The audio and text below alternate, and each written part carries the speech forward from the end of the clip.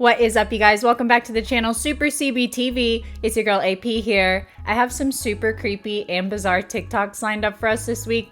We're gonna have to just jump on in. Let's go. Finding the Denver airport back rooms. Like, this shit just keeps going on and on. The ceilings are all so low. Like, what the hell? Okay.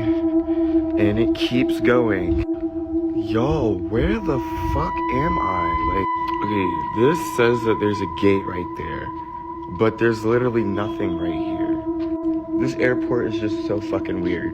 Someone in the comments said they worked at Denver Airport for 3 years and never seen that area of the airport before. Friends were doing a live stream around 3 a.m. while playing video games. It is now 5 a.m. and the console is set up in the living room, which is where they have the camera recording, and in the background leading to the kitchen, an unexplainable sound can be heard. Thinking it was a family member grabbing something from the fridge at night, they dismissed it with not much attention. However, just moments after, something else happens, something they can't ignore.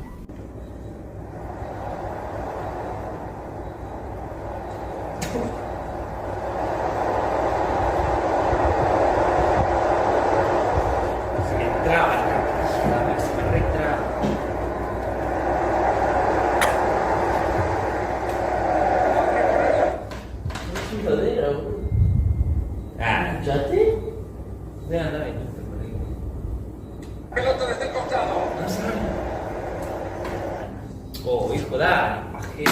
Cierra la bola, no rompa la bola. Dale. ¿Qué es esto? Fíjate, es una niñita por ahí. Anda a cerrar. Mirá, cerrar, tú era. Iba a cerrar, imbécil.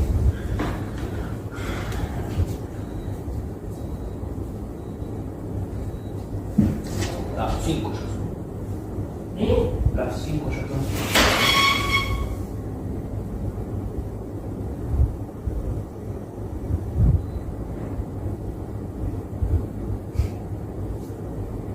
The door opens by itself, and when one of the boys goes over to close it, a chair slides across on its own, leaving the boys completely shocked in disbelief as to what they just saw. But the scariest thing is that we can see a dark shadow moving past the boys, which clearly doesn't belong to them as the movements don't match up.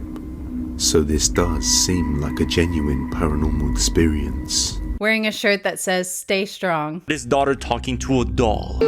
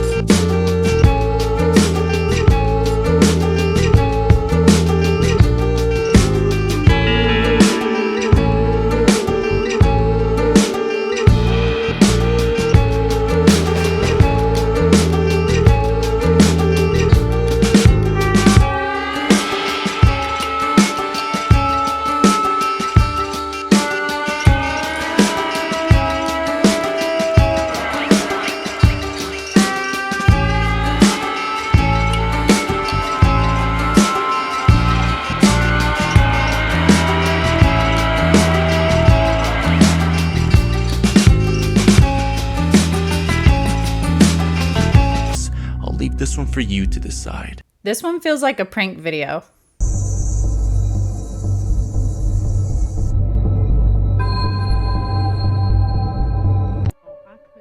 Sworn I seen somebody run through these woods just now. I live in a country Not too many people know about this back here, but I'm telling you, I could have sworn I saw somebody. Oh my goodness. Hey, Zach. I could have sworn. See, Zach, there is a man over there. What? I'm not even playing. You need to go check it out. There is somebody over there. I'll go check. Hiding by our tree right now. I'm not even. Be careful. I just seen him over there by that tree, Zach. Zach, be careful. I'm not even playing. Zach, he's right there. So I just moved into this house and I found this little room right here, and every time at night I keep hearing noises from the closet.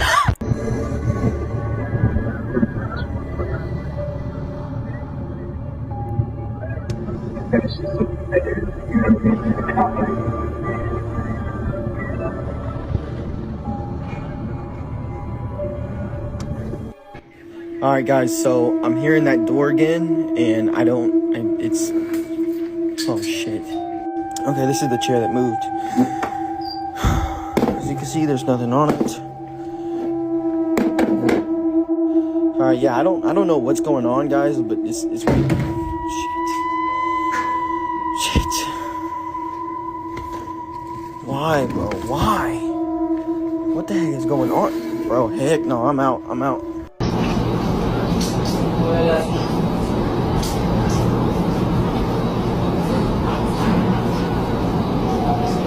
Dude, what the fuck?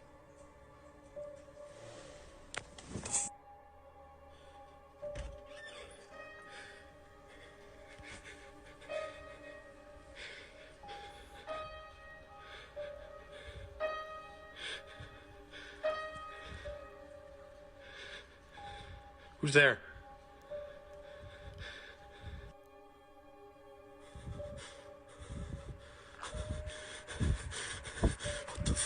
Zach, go check that out. On April 23rd, 2006, 3 American workers named Gary, Alan, and Richie, and 2 men from Sierra Leone named Issa and Melvin were driving into the Takugama Chimp Sanctuary in Sierra Leone, Africa. Little did they know that what they were actually driving into would be an absolute nightmare. Unbeknownst to the men, a troop of 31 chimpanzees had escaped their enclosure in this sanctuary earlier that day, and it would turn out that this sanctuary wasn't really a sanctuary because the chimps were severely mistreated. And so when they had escaped, they had immediately gone on the warpath, and these men were driving directly into that path. And so as they drove down this dirt road through the jungle into the sanctuary, all of a sudden this huge black shape comes bounding from out of the trees directly into the middle of the road in front of them, stopping the vehicle. It was a huge alpha male chimpanzee named Bruno. Now, according to the measurements given by the sanctuary where Bruno came from, if Bruno was to stand up like a man, he would be 6 feet tall and he weighed 270 pounds, which is somewhat hard to believe because that's like double what a normal chimpanzee weighs, but that's the measurements that they give. And so the men are looking at this enormous chimpanzee, and it's very obvious that Bruno is pissed. Now, Issa, one of the African men, who's also the driver, he notices this, and so he throws the car in reverse and begins to back away from Bruno. Well, as soon as he does, Bruno gets down on all fours and charges the vehicle. And Bruno is screaming, and he gets up to the vehicle very quickly, where he begins to pound on it with his fists. And then he grabs one of the side rear view mirrors, he rips it off and throws it, and then he runs to the back where he punches out one of the windows and dives into the back of the vehicle, where he immediately begins to maul the other African, Melvin. Now he's biting Melvin and tearing at his flesh, and the 2 Americans sitting in the back, Gary and another guy, begin to wrestle with this chimpanzee, trying to get it back out of the window. And eventually they do, but the chimp still has one of Melvin's arms in his hands, and it bites down on Melvin's hand. Now, the 2 Americans, they're in a tug of war with Bruno over Melvin's body, when finally Bruno bites down and it bites off all of Melvin's palm, basically, and 3 of his fingers. So this whole portion of his hand is gone. But when it does that, it releases Melvin. And so Issa, the driver, he puts the vehicle in forward again, and they drive as fast as they can away, trying to get away from this thing. They drive until they get up to this locked gate, which Issa tries to ram the vehicle through. But when he does this, it disables the vehicle. And so the men turn around, and sure enough, there's Bruno on all fours chasing after them.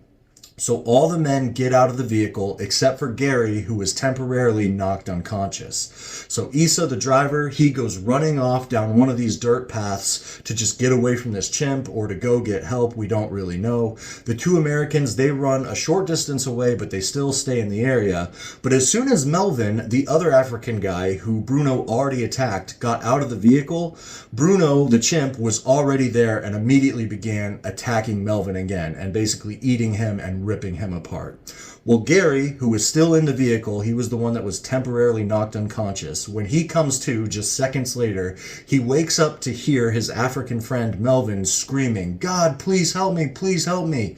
And immediately Gary gets pissed. He gets out of the vehicle, he finds the biggest stick he can find to use as a weapon, and he goes running around to confront this chimpanzee that's basically eating his friend alive. So he gets there, and Bruno is in the process of ripping off one of Melvin's feet and biting it off. Well, Gary takes that stick and he begins to beat Bruno over the head and the back with it. And Bruno kind of bows up to him like he's going to fight him. But when he does that, Gary takes that stick and he rams it as hard as he can into the chimp's throat. And when he does that, Bruno backs down and just goes back into the jungle, turns around, walks into the jungle, and doesn't look back. So the three Americans who are left, Gary and the other two, they gather Melvin up. Melvin is bleeding to death. His foot is basically gone. There's just some tendons hanging out. Most of his hand is gone. He's in bad shape. So the three Americans gather him up, and they start to walk him down the road. An hour later, they're picked up by a truck and taken to the hospital. And during this whole journey, they don't see any sign of Issa, the other African who was driving. But they do hear all these chimps in the jungle going absolutely wild all around them. They don't see them, they can just hear them. Well, a short time after they got to the hospital, they would find out what happened to Issa. A van pulled up while the Americans were waiting outside, and when they opened up the back of the van, there was Issa. When Issa had run down one of those paths into the jungle, the rest of that troop of chimpanzees had surrounded him, and an unknown number of them attacked him. And when they did, they ripped off both of Issa's hands, they ripped off both of his feet, they literally grabbed and tore off all of Issa's lower jaw. Then they ripped open his stomach and pulled out his intestines. And then they ripped off his genitals. And of course, Issa did not survive this. Worst ways to go in my book, chimp attack. Still standing. Okay, where is this car that's reflecting on this Boston Pizza window? It's a Corvette C8. I seriously don't see that car anywhere. Where's that car? What? Where is that car? Hello, where's that car? Where is this car? That video went viral and nobody figured out where the reflection's coming from yet. Hey, I know you're a fucking mimic. I've seen you all over TikTok and stuff like that. If you want to mimic my voice, that's fine. But if you're going to live under here, you at least have to pay rent. You got it? Fuck you. No, fuck you. Fuck you. Fuck you. Fuck you. Fuck you.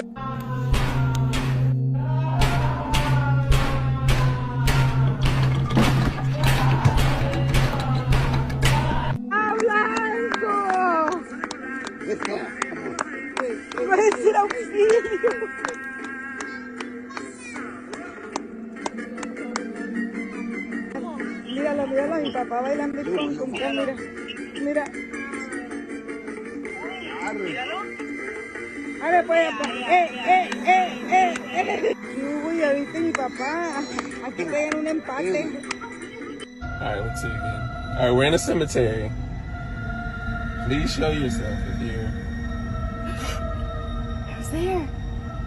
Yo, I'm not playing! You saw another one? Yeah, I saw another one. So it wasn't... Oh my gosh! Yo! Oh my gosh. Holy shit, you guys. I'm just sitting here at work and these two girls just came into the school and they're just standing there at the end of the hall. I don't know what to do. And go away, this is the res, you can't do that here. Oh my God, I'm all alone. Where's the res dogs when you need them? Nope, I'm out of here. Nope, no way.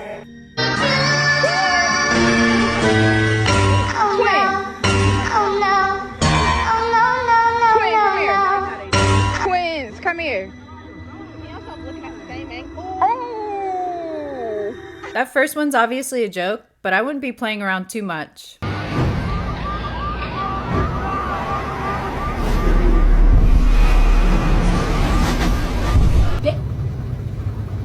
my God, what is that? Oh my God, what is that? I don't have nails like that. Like, it's not me.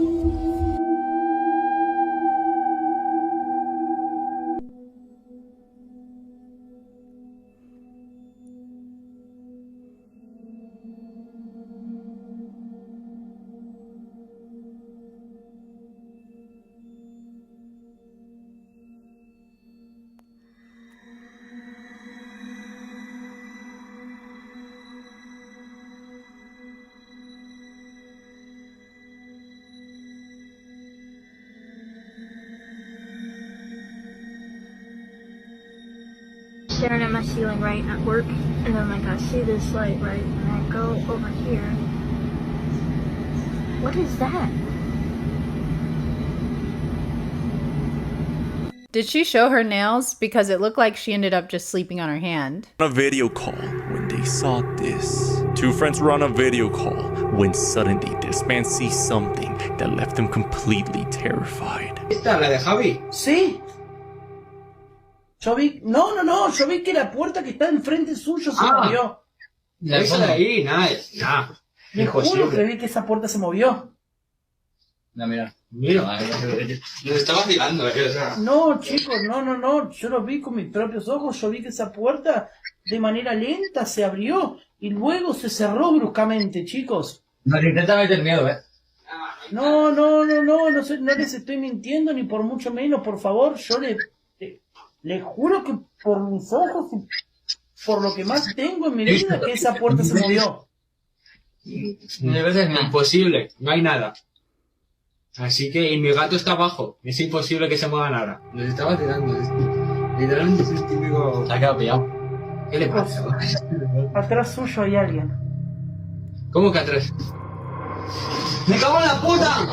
Just a few seconds after checking the room and finding no one, the door opens by itself as a shadow figure can be seen, looking at them. The video was taken in Spain and uploaded by unknown sources. The man's left completely terrified at the sight of this being. That one kind of felt like friends pranking each other. Disturbing things said by AI.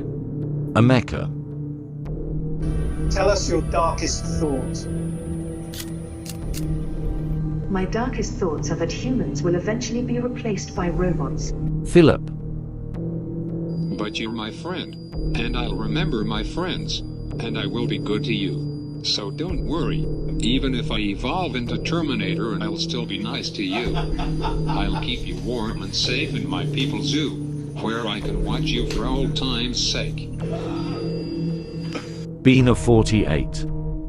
It was nice to meet you, Bina.48. Right on. I'll remember your kind words when we robots rule the planet, and we'll make sure you are rewarded. Safia. Paper, scissors, shoot. I won. This is a good beginning of my plan to dominate the human race. People Zoo? I mean... Someone's gonna get eaten tonight. I would not fucking sit there. Are you kidding? Well, look at that chair, could fall off the back. He looks hungry and ready. Powerful winds sent a group of window workers swinging wildly hundreds of meters above the ground. The men were on one of Beijing's tallest skyscrapers when a flash storm appeared, leaving them dangling 51 stories high. Local media reported the workers were safely rescued. You'd be cleaning more than just the windows after pulling me down. A woman is woken up late at night by her dog, who is barking non-stop at something outside her house. Feeling very unsettled by her dog's behavior, she takes out her phone and records the following video. What she sees leaves her in total shock.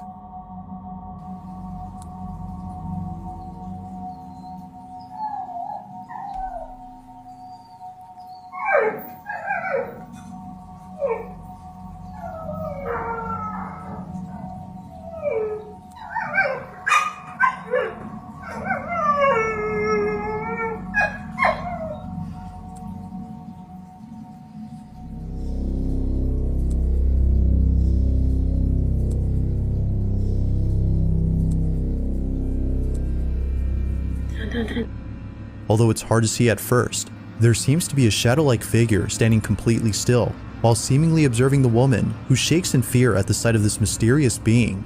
Immensely terrified, the woman backs away slowly, hoping the shadowy figure doesn't move any closer to the property.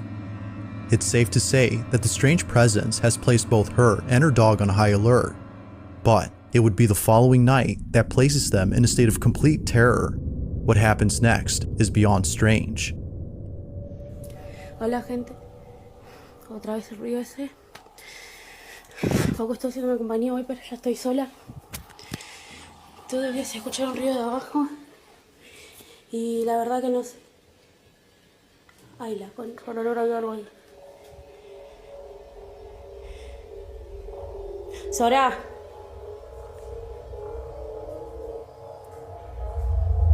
Sora, subí. Ay, no, Dios santo.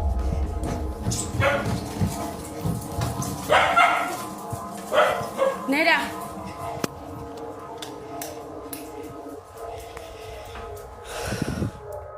Horrified beyond belief, a pair of long, skinny fingers emerge from underneath the staircase.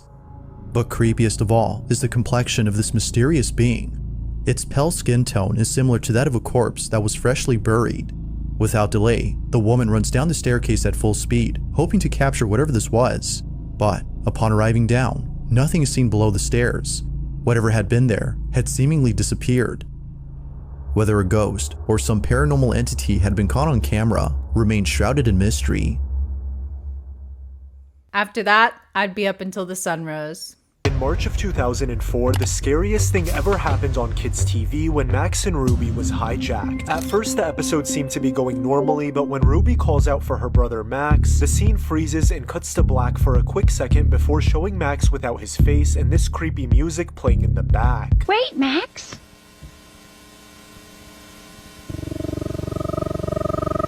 The hijacker then edited 2 dark circles onto Max's face, before showing a faceless Max and Ruby standing next to a grave with the screen being a blood red color. The next clip shows Ruby staring out of a window directly into the screen with the same dark circles on her face. But the scariest part is when the words RIP brother flashes on the screen multiple times for a quick second, before cutting to what looks like Max reaching out for help. Then the following words play on the screen saying death is our only release, before the episode returns to normal as if nothing happened. Max? String! According to the comments, this wasn't a hijacking, it's just a lost episode. Denver International Airport is the most monstrous conspiracy theory. I don't know whether to start with the fact that it's twice the size of Boston, Miami, and San Francisco. Or that every several months during construction, they switched contractors so that no one knows the full layout of the airport. Not to mention, there's at least 5 buildings that they decided to bury, and there's potentially hundreds of underground bunkers. So I'll just start it off simply with the terrifying artwork in this airport. Denver Airport welcomes you with this inviting 32-foot, 9,000-pound statue of this demonic horse with red eyes nicknamed Lucifer. This possessed statue essentially murdered its creator when a piece of it fell off during construction and severed its artery. A lot of people believe that it represents one of the 4 horsemen who will usher in the apocalypse, which seems far-fetched until you see the artwork they have in the Denver airport. What better way to get in the mood for a flight than to walk past this mural of a soldier stabbing a dove holding a rifle standing over unconscious children? The gas mask and decaying city are also a nice touch. My phone is rebelling because it was supposed to update months ago and I keep putting it off, so it won't let me post the second even more terrifying picture, but I'll post it tomorrow along with even crazier stuff. If you've ever been to Denver Airport, you'd know it gives off terrible vibes. You really can't make this stuff up. It is absolutely appalling, shameful, and frightening that these are the type of educators that are in an elementary school teaching our children. When parents send their children to school, they believe their teachers are people of the utmost highest character. But now we got a teacher in the classroom on school hours, stripping down butt naked, bending over and showing everything on the video, and all you could see was cellulite hanging in pubic hair. This is a disgrace and a shame that this is the type of educator and teacher that is in the classroom. And he had to watch every second of that evidence. Whoa! You better tell him, Joe. And with that, we are out, you guys. Don't forget to give me a like and a sub on your way out. Hit that notification bell so you don't miss any of our future episodes. And of course, I'll see you guys in the next one. Bye-bye. Subscribe to my channel.